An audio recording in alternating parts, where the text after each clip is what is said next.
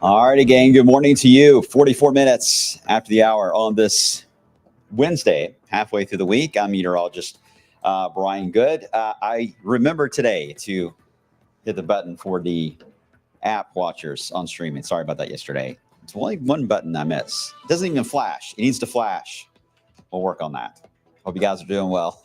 What a wild day was yesterday, right? With the heavy rain, gusty winds, more so just timing, just being right at rush hour is just horrible with a lot of that flooding that took place, especially in the western side of Jefferson County. But some areas, as you're about to see, didn't really get as much as other sections of even Jefferson County. I ended up with about a quarter of an inch of rain at my house, but you get into Iroquois Park area in the western side, it was a little closer to the 2 to 3 inch mark that took place. And it was really the rate more than anything, more than the overall amount. It was the rate just overwhelmed all the drainage systems, which is common in any urban area. So this is always a threat we have to watch is rate when it comes to downpours like that. It doesn't always affect the countryside as much as it does certainly in an urban setting. And you certainly deal with a lot more hydroplaning. And we could very well see some of that again for later on today and for this evening. So I'm going to go through all that. I promise you, we're going to go through the radar views as well. I see your comments. Again, you can comment on the social media side. You can't on the app or on Fire Stick or on Apple TV, unfortunately, but you can on social media. So you can always go back and look at some of these questions if you want to. What was that, Adam? My dog wouldn't go for a walk last night. Well, my dog, Dobie, never wants to go for a walk. He cannot stand the outside. I don't know. That dog is more human than dog. I don't understand why he just doesn't get it. But I think we all have a pet like that, right? Especially a dog or a cat that doesn't realize what they are. So, yeah, he was inside most of the night. Let's see. Salem, no rain in Salem. Wondering about today? Yeah. In fact, as you're about to see, I think we're going to find a little more of a problem on some of the heavy rain potential for Indiana versus Kentucky. Kentucky is going to have some of that here in the next few hours, actually. And then Indiana, a little more likely for this evening. I'll explain coming up. All right, so let's dive right in, shall we? All right, and I'll get to some of your questions hopefully at the end here. So as always the case, I'm hoping that I will answer them as I explain everything over the next several days. And if I didn't, then I'll let you know. All right, and I know you have questions on the weekend. I can tell you right now, what I'm about to tell you is going to confuse you even more for the weekend. So pay attention, take notes, get your number 2 pencil out. See when the plane's landing there, it's heading toward Ollie International. The camera froze for a second, of course, right when I take it. There we go. Plane's moving again. Mainly cloudy, muggy start too. Temperatures out there have been generally in the 60s and 70s today already. All right, the rainfall now. Look at the airport, 0.21 yesterday. Again, the Iroquois Park area, closer to the 2 to 3 inch mark. So it was very localized, just west of the airport and along the Waterston Expressway, all the way in the western side of the city. Bullitt County, Sherbrooksville coming in about 1.25 inches. And most of Indiana didn't see as much. I mean, you had some downpours around lunch yesterday, and that was about all she wrote on that one. So, again, I think we'll see this map. Some spots in Kentucky will look similar, but I think it'll be flipped a little more pronounced into Indiana for this next round. All right, we have 2 features on the map today. We have another low pressure that is moving in across southern Kentucky. We're on the northern side of it. You can almost see the actual circulations down here in Tennessee. So the wind flow is kind of going this way around it, and the whole entire thing is tracking northeast. So this is kind of grazing across Kentucky. Once again, scooting more south of Indiana. So this one will have not a huge impact on Indiana. Some of the high-res data, as I'll show you in a second, does indicate there will be at least some enhancement in some of this as we get a little heating involved. You can see the sun is out into southern areas of Nelson County. Those of you watching there into E-Town, Marion County, you got some sunshine out the window, at least hazy sunshine, but it is heating up, and that is going to be the issue for later. And then we get into later on this evening, and here comes the cold front that'll be moving in. Clearly can see that. Look how crystal clear that sky is right in behind that front. Isn't that nice? That's coming our way. That's coming our way. Something to look forward to. But we got to get to the front first. And it's scooping up the moisture now into Indiana, already getting some storms that are close to severe limits, not far from Indianapolis. Today's issue, though, while we could see a couple of storms that could produce wind gusts that may push us to severe limits or close to it. Yesterday, I mean, Ollie got to 57 miles per hour. Sunday's storms were 62 miles per hour. So it wasn't a huge difference, actually, in that wind surge. It was very focused and very brief yesterday. But some of these storms can do that again. When they collapse, they can produce that strong wind field. It's just hard to tell when and where that will actually happen until really just before it takes place. So it's a very short-term type of deal today. So just kind of be aware of that, especially with this little spin of this low pressure. And then we'll see what happens with the front later. But you can see, look at the moisture that is pooling ahead of that. That's where you're going to get into your flash flooding risk, is that darker green heads more eastbound into this evening. That's going to be our concern on that end. On the severe side, this is what we've been looking at all week long, really, on the issue of an alert day or not. What has held back from it has really been more of the wind field than anything. The fuel today is really, and I think I got that map coming up. I got it out of place, but I'll show you the fuel for the Cape that's developing. But because we have this low pressure moving in today, that was the catalyst. Would that actually graze Kentucky or leave us alone and allow for a lot of sunshine today? Then the front moves in. That was a scenario that was playing out in the data for several days, especially over the weekend. But now it's certainly evolved in the past 36 hours to allow this low to move in. So that's allowed us to get some rain and cloud cover.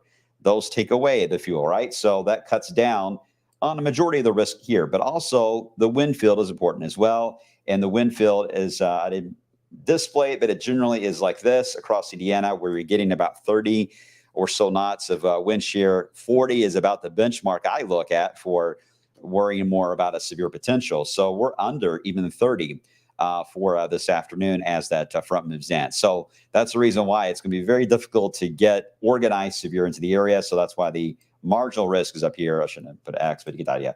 Marginal risk is up there into Indiana and Ohio today, closer to that pocket of stronger wind. The fuel part is going to be around, though, but it's very much, as you saw on the satellite, where Marion County was getting sun and Hardin County was, but here in Louisville we're not. It's the pockets later today that get those breaks in the sun that does allow for heating. That's where some of those storms, when they try to move in later, will try to feed on sections of counties as they move in. That is going to be very difficult to predict until we get into later today. But if we're going to get any surge of wind from the fuel today, that's where we'll be in the pockets of heating. They'll take place, not so much from the general wind field. I hope that makes sense. I feel like I just rambled, but you get the idea. Let me show the fuel as it is now. You can see it's building in southern Kentucky, not so much in Indiana or in Louisville.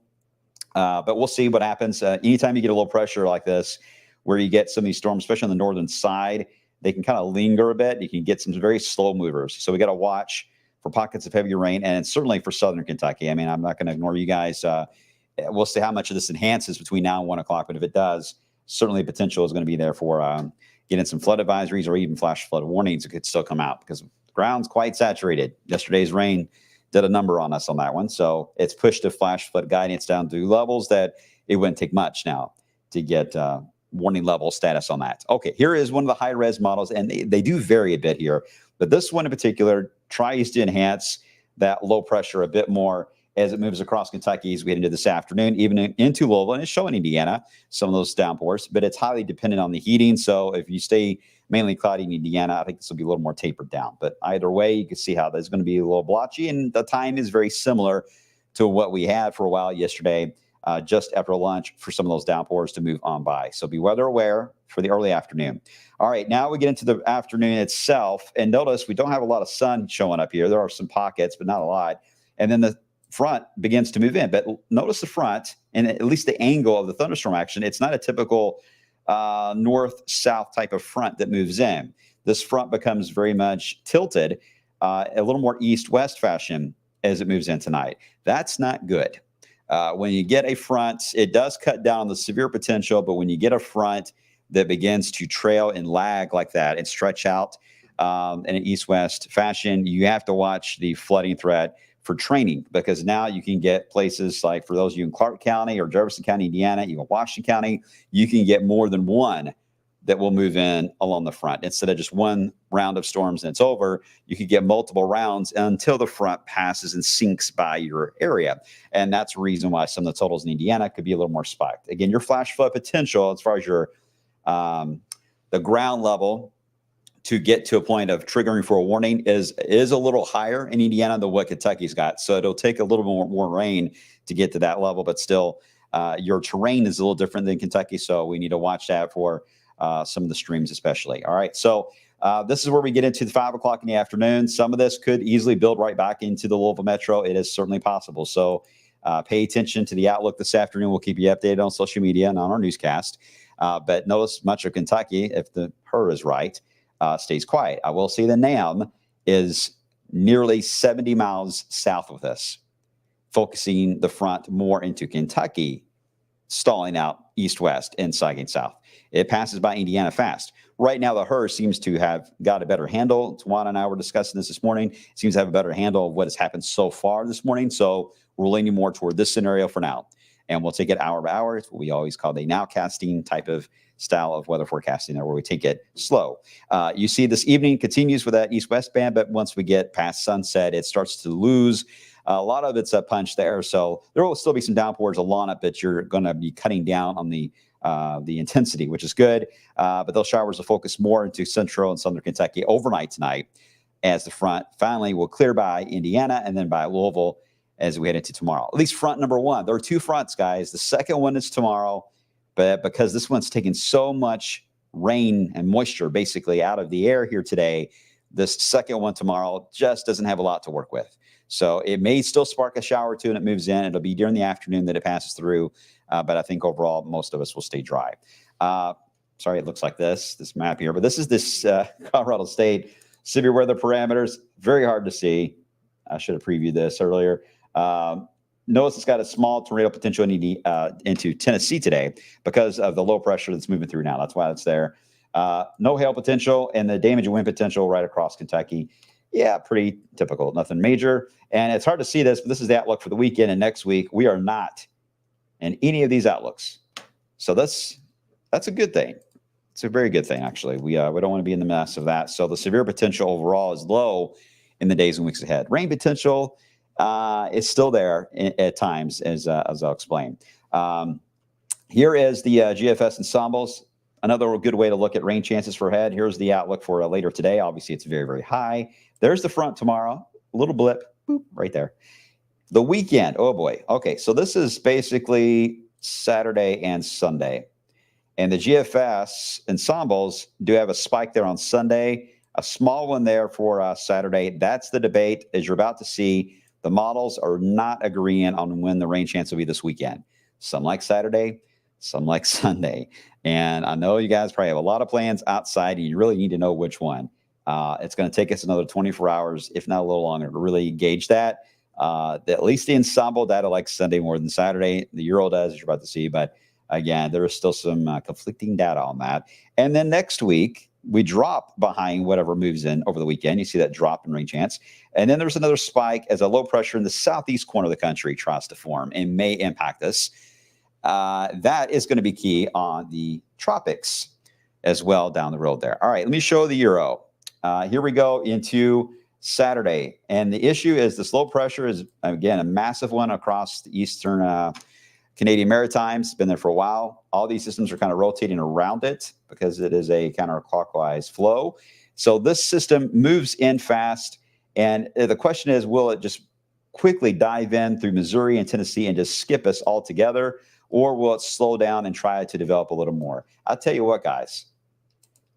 This is so much of a winter pattern on how these systems. This is like a clipper that dives in and you get phasing. Remember that term all the time we talk about in the wintertime, the phasing of the systems? This is very similar. This is a winter pattern that we're having in June.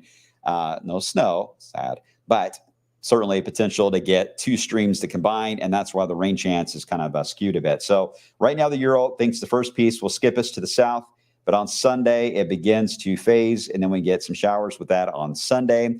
It moves on by, and then we have another one that will dive in after it. But the Euro, you saw the GFS had a spike on the rain chance about Tuesday next week. The Euro says, no. This is going to dive all the way down to Florida.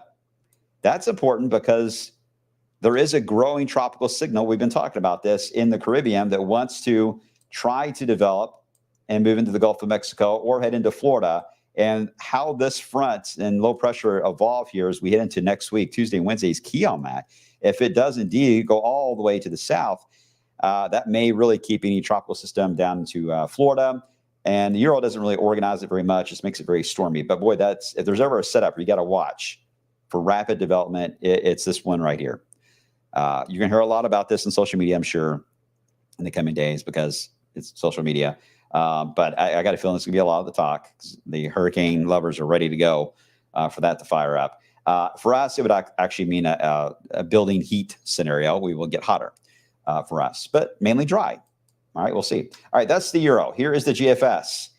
Again, Saturday, it takes the wave right into us. So remember, the Euro quickly moved it to the south, then developed the rain chance on Sunday. The Euro or the GFS says, no, I'm going to bring it in Saturday with some rain showers Saturday evening. And then Sunday, I will give you a break.